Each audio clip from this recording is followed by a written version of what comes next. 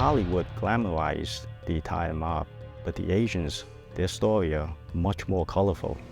They had connections all over the world with the triads, the Tongs.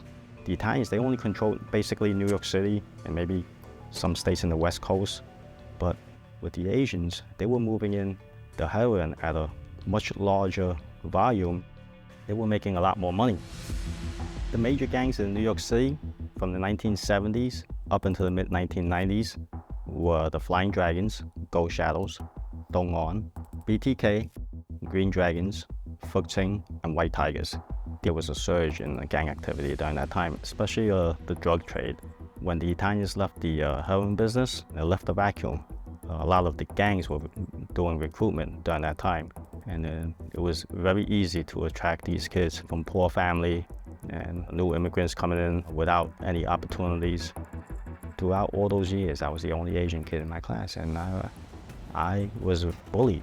And to get protection from those bullies, I joined the gang. Current day, I still see the same problems, but a lot less because there are more resources out there and more opportunities for the kids out there.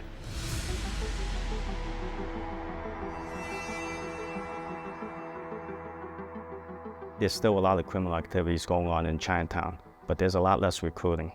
They operate in more like cliques or cells, or just a few people. They don't have a hierarchy anymore. It's still around. I mean, there's kids who want to have that sense of belonging. So hopefully there's more resources out there to keep the kids away from this type of life. When you join a gang, you're either gonna wind up dead, hurt, or in prison. Some of my friends got shot and they're paralyzed for life, and some of them are never gonna be the same again.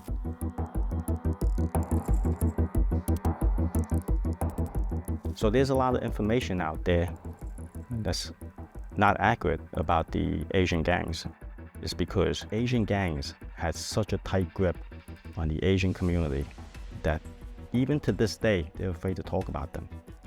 And their kids only hear bits and pieces and whispers about the life back in those days, but they don't know what really happened.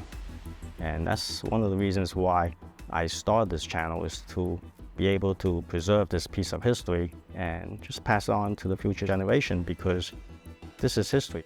It may sound violent, or it may be, not what you want to hear, but it happened.